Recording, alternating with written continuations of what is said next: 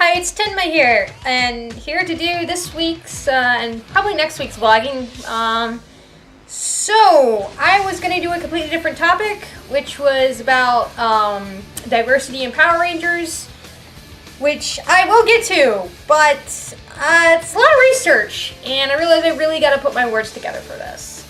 So instead, I'm going to do a bit of symmetry, and actually do, stuff I didn't like in seasons I loved. And I'm going to start out actually with Time Force, as I recently rewatched it. It is one of my top 3 favorite seasons of Power Rangers. I really love this season.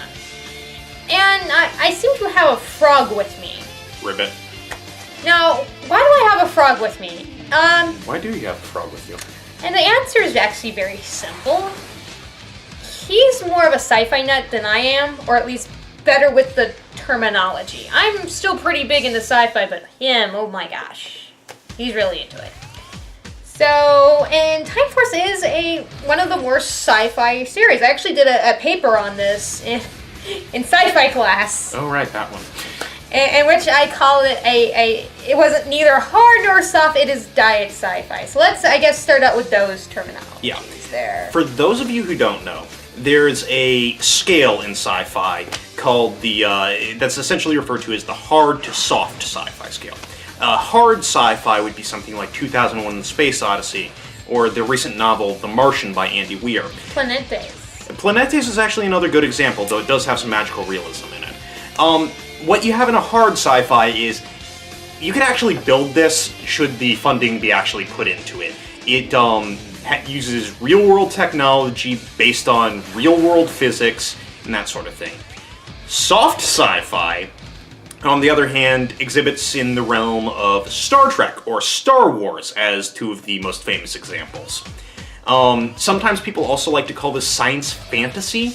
In here, when you're talking about a technology, you're really just standing in for magic. Technobabble has absolutely nothing to do with the actual physics behind whatever they're trying to make happen. It's just a way of putting together enough words to make it sound like there's some technical explanation. Hey, Fraug, like mass relays.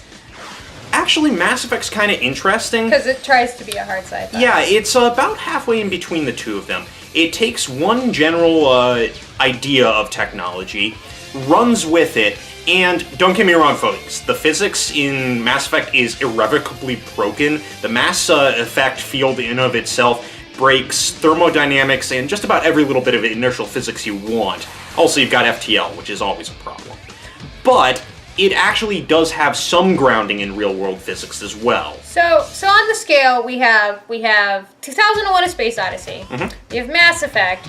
We have Star Trek, and then Star Wars. And outside of the frame, yeah, we have Power Rangers. Yeah.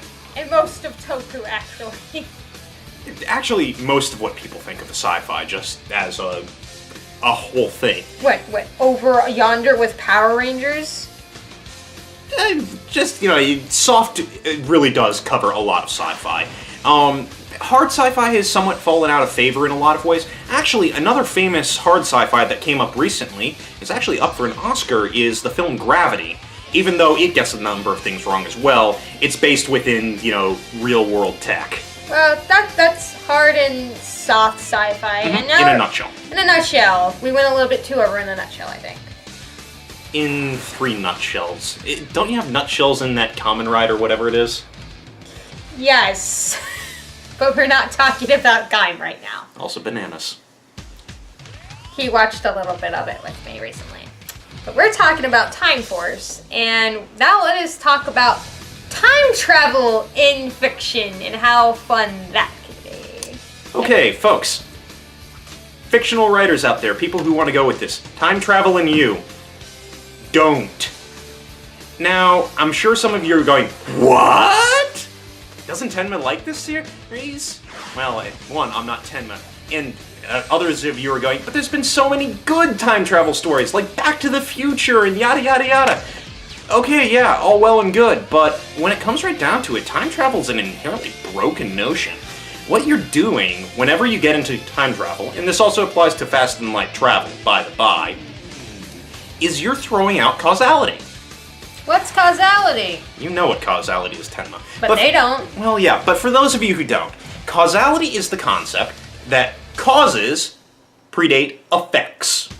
So, as an example, I'm going to poke Tenma. She's then going to move to the side. Cause is the poke, moving to the side is the effect. Or apparently Tenma made the decision to not get poked at all. Again, cause and effect. Cause and effect. This runs linearly along what we like to think of as the dimension of time, which is, you've got the three spatial dimensions represented by X, Y, and Z, and then the time dimension, which is often represented by T. The idea is that we live within these three spatial dimensions and we move among them, and then we move along the dimension of time. This is a very simplified explanation. Physicists, please, we get it. We get it. You can go on the math in your own time, but most of us don't. Anyway, the point of this is, by going ahead and traveling back on time, you break causality, because suddenly a cause can actually happen after an effect, which is problematic. Well, why is this problematic? It doesn't sound like that big of a deal for this to change. Well, one, every single interaction you've had in your life, every single one that you've run into, has run under the concept of causality. Cause first, effect second. It's the actual basis of what we call science.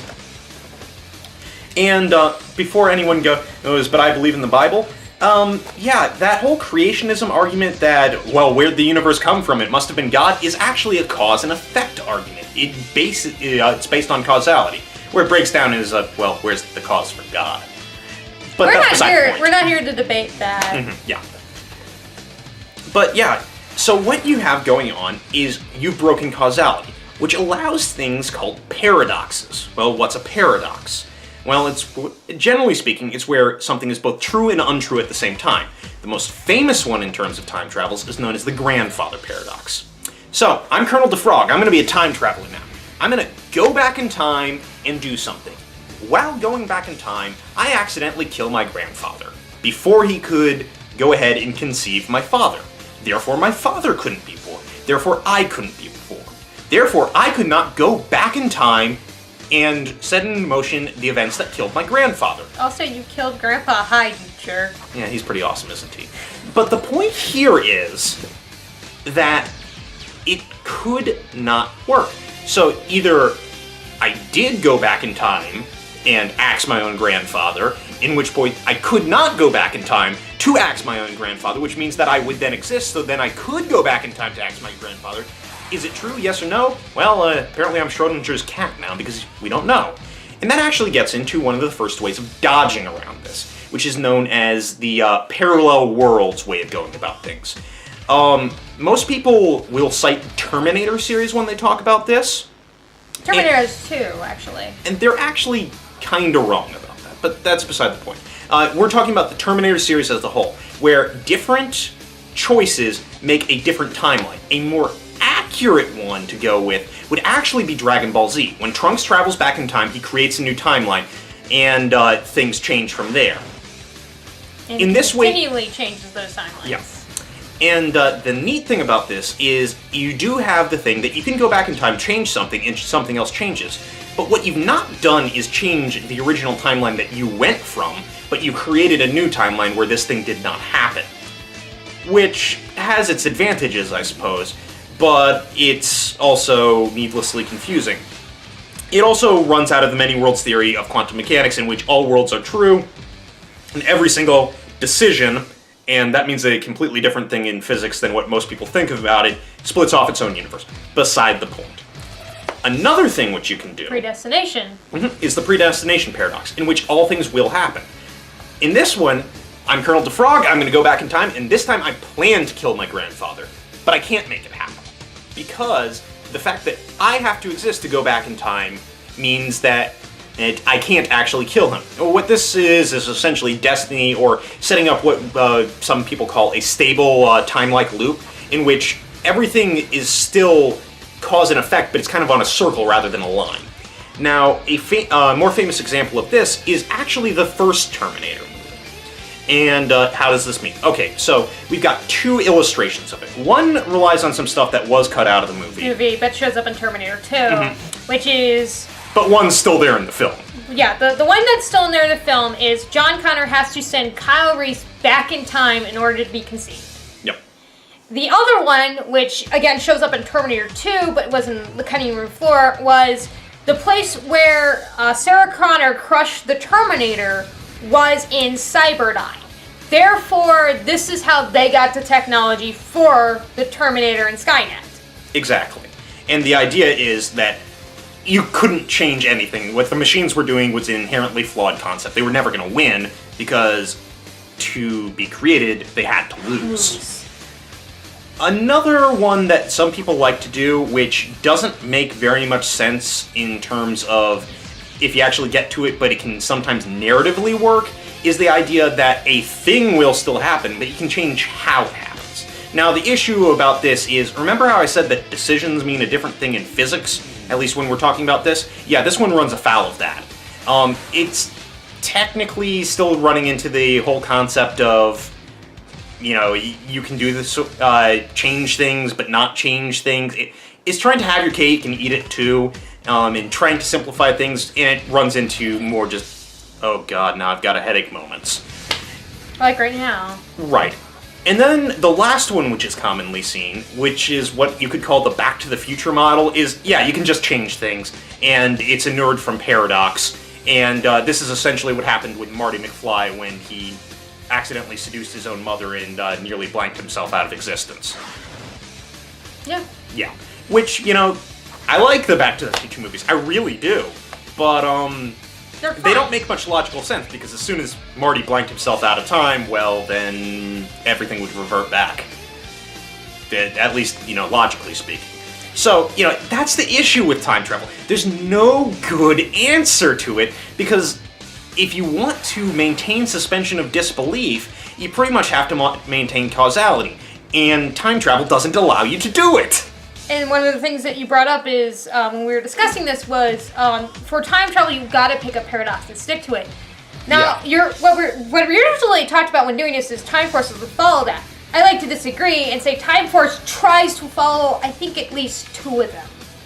Remember, you gotta pick one and stick with it. But they fail on both counts. I know that they do predestination. As much as Wes is like, I chose my own destiny, it is shown that later on, he does take over Biolab. It is his eventual thing he's got to do. This would run into the number 3 of the ideas that I went with. The fact that he was going to take over Biolab, yeah, but that was always going to happen. And this also means funny things about the Terminator movies. There's no fate but what we make. Bullshit. I know, it's like, it's about predestination, but you have the no fate but what you make for yourselves. And Time Force falls into that. Sometimes the illusion of free will is very important, though. But again, Time Force kind of has it, but doesn't has it. The grandfather one sort of comes up in the fact that it should have come up. Yeah. Which is, congratulations, you went back in time, Alex, and killed your own great ancestor. How are you still in existence? Yeah, which, well, the fact that, you know, he was able to do it implies that they're not going by the basic grandfather paradox, and, you know, they had to choose something there. But it still runs into other things. But they do try to run with predestination a lot, and it's even weirder is the fact that they actually go into, you know, just stuff happening, and for instance, you know, in the future, Wes was supposed to take over a biolab at the point where his father died. But what caused his father to die in the original timeline? Because it was Rancic that attacked the lab. Yeah. Or was that from another timeline? Which brings into the other problems with Time Force, which is how they are the lousiest time cops ever. Well, I think that there's actually something that you're missing out on running with, which is the concept that apparently they're changing the future throughout all of the series. And they keep on getting told that and saying, bad, Time Force, stop changing the future. Stop changing the future! Well, how are we changing the future? Well, we can't tell you. We can't tell you that! Okay, follow, folks. So we've got time where the actual 2001? 2001. Okay, so we've got 2001 where all the action's happening. We have the far future where Time Force is headquartered, which right? is 3001. Right. So our Time Rangers go back in time to 2001 to do their thing.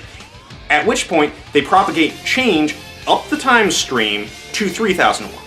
But their personal timeline means that they came from here, so all the changes that happened were in the past to them, so they should know about them. Remember, their time, well, most people's timeline just goes like this, right? Their timeline loops back around, so any changes that they made here are going to flow back to them and be within their memories. But they're not. Yeah, and this is another issue of why we don't write about time travel. Because this kind of brain-bending stuff happens. So let's go into non-brain bending stuff, but more of, which is how Time Force are the worst cops ever, and how some of the DNA stuff's actually wrong.